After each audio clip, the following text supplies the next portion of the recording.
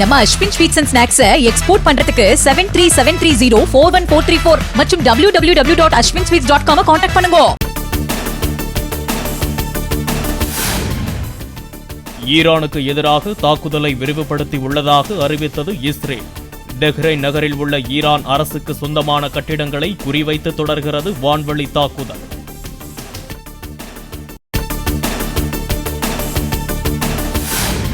ஈரானுக்கு எதிரான சிம்ம கர்ஜனை ஆபரேஷனை தொடர ராணுவத்திற்கு அனுமதி அளித்தார் இஸ்ரேல் தலைமை தளபதி. லெபனான் நாட்டிலிருந்து இயங்கும் ஹெல்புல்லா அமைப்பிற்கு எதிராக தொடர் நடவடிக்கை என்றும் இஸ்ரேல் அறிவிப்பு. ஈரானுக்கு எதிராக தாக்குதலை தீவிரப்படுத்த அதிநவீன குண்டுவீச்சு விமானங்களை களம் இறக்குகிறது அமெரிக்கா. ஈரானை நோக்கி செல்கிறது அமெரிக்காவின் B-1B லான்சர் குண்டுவீச்சு விமானம். சனிக்கிழமை அதிகாலையில் இஸ்ரேலை நோக்கி ஏவப்பட்ட ஈரானிய ஏவுகணைகள். ஈரானிய ஏவுகணைகளை தாக்கி அழித்த இஸ்ரேலின் வான் பாதுகாப்பு அமைப்புகள்.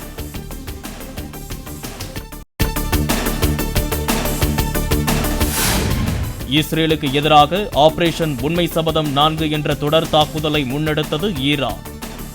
ஏவுகணைகள் மற்றும் ட்ரோன்களை ஒருங்கிணைத்து ஒரு சேர வான்வழி தாக்குதலை தொடுத்தது.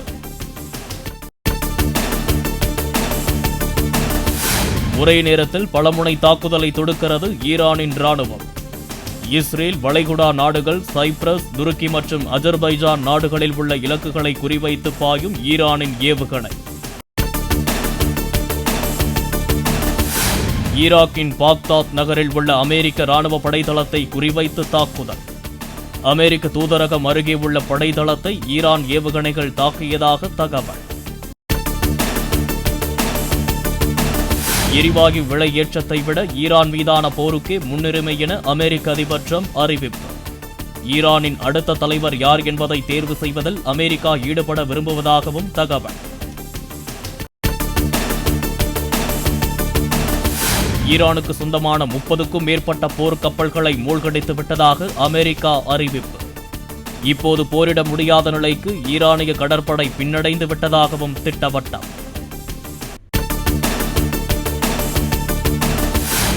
ஈரானுக்கு எதிரான போர் 4 முதல் 6 வாரங்களில் நிறைவடையும் என்று அமெரிக்கா அறிவிப்பு. ஈரானின் வான்வெளியை கட்டுப்பாட்டில் கொண்டு வந்துள்ளதாகவும் தகவல். ஈரானுக்கு எதிரான அனைத்து நடவடிக்கைகளையும் விரைவில் முடிக்க உள்ளதாக இஸ்ரேல் பிரதமர் நெதன்யாகு அறிவிப்பு. திட்டமிட்ட பணிகளை முடிக்கும் பாதையில் இஸ்ரேல் ராணுவம் தொடர்ந்து செல்லும் என்றும் திட்டவட்டம். போரை முடிவுக்கு கொண்டுவர ஈரானுடன் சவுதி அரேபிய அரசு பேச்சுவார்த்தை நடத்துவதாக தகவல். போரின் வீரியத்தை குறைக்கவும் தாக்குதல் மேலும் பல இடங்களுக்கு பரவாமல் தடுக்கவும் பேச்சுவார்த்தையில் ஈடுபடுவதாகவும் தகவல்.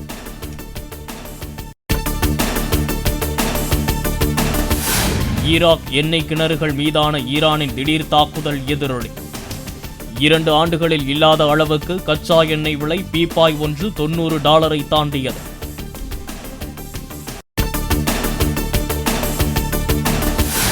ஈரான் போர் காரணமாக பெட்ரோல், டீசல் விலையை 20 விழுக்காடு வரை உயர்த்தியது பாகிஸ்தான் அரசு. 1 லிட்டர் பெட்ரோல் $335.86 டீசல் $321.17 விற்பனை. சென்னை கிண்டி லோக்பவனில் தமிழ்நாடு ஆளுநர் ஆர்.என். ரவியுடன் முதலமைச்சர் மு.க. ஸ்டாலின் சந்திப்பு. உயர்நீதிமன்ற தலைமை நீதிபதியாக பதவியேற்றுள்ள சுஷ்ருத் அரவிந்த் தர்மாதிகாரியையும் மரியாதை நிமித்தமாக முதல்வர் சந்தித்து பேசினார். தமிழகத்தில் இதுவரை இல்லாத அளவிற்கு 26 கட்சிகளுடன் மெகா கூட்டணியை அமைத்துள்ளது திமுக. கூட்டணியில் உள்ள 26 கட்சிகளில் 20 கட்சிகளுக்கு தேர்தலில் போட்டியிட வாய்ப்பு கொடுக்க ஏற்பாடு என தகவல். அதிமுக தலைமையிலான என்டிஏ கூட்டணி தொகுதி பங்கீடு குறித்த அதிகாரப்பூர்வ பேச்சுவார்த்தையை மார்ச் 11ஆம் தேதிக்கு பிறகு தொடங்க திட்டம். திருச்சியில் மார்ச் 11ஆம் தேதி பிரதமர் பங்கேற்புடன் நடைபெறும் பொதுக்கூட்டத்திற்கு பிறகு கூட்டணி கட்சி தலைவர்கள் ஆலோசிக்க உள்ளதாக தகவல். ஒழுங்குமுறை விற்பனை கூடங்களில் வியாபாரிகளிடமிருந்து சந்தை கட்டணமாக வசூலிக்கப்பட்ட தொகையில் 500 கோடி ரூபாய் அளவுக்கு ஊழல். திமுக ஆட்சியாளர்களால் விஞ்ஞான முறையில் சுரண்டல் நடைபெறுவதாக பாமக தலைவர் அன்புமணி குற்றச்சாட்டு. புதுச்சேரியில் திமுகவுக்கு ஆட்சியில் பங்கு இல்லை என காங்கிரஸ் மேலிட பொறுப்பாளர் கிரீஷ் சோடங்கர் அறிவிப்பு. தங்கள் தலைமையில் கூட்டணி ஆட்சி என திமுக கூறி வரும் நிலையில் புதுச்சேரி அரசியலிலும் சலசலப்பை ஏற்படுத்தியுள்ள சோடங்கர். கேரளாவின் இடுக்கி மாவட்டத்தில் உள்ள கல்லூரியில் மாணவ மாணவிகளுடன் ராகுல் காந்தி கலந்துரையாடல். மாணவி ஒருவருடன் இணைந்து களரி பயிற்சியில் ஈடுபட்ட வீடியோ வெளியானது.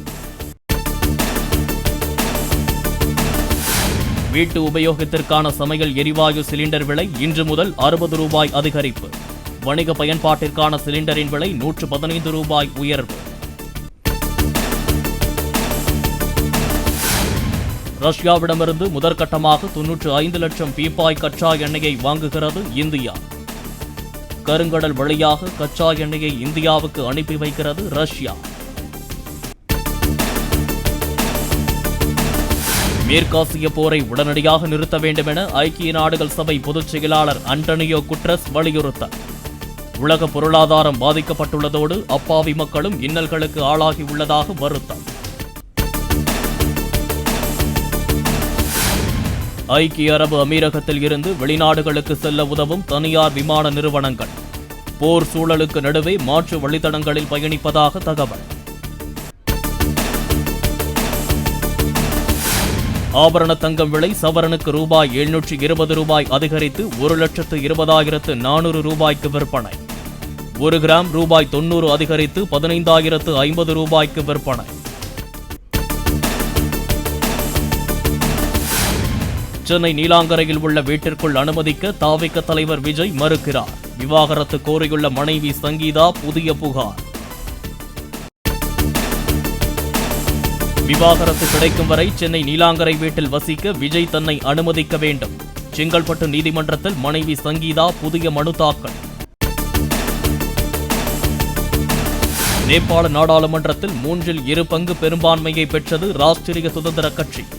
நாடு முழுக்க கொண்டாட்டங்களில் ஈடுபடுகிறார்கள் கட்சி தொண்டர்கள்.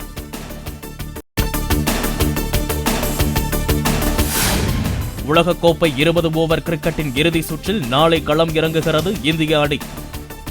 அகமதாபாத்தில் நடைபெறும் போட்டியில் நியூசிலாந்து அணியுடன் பல பரீட்சை.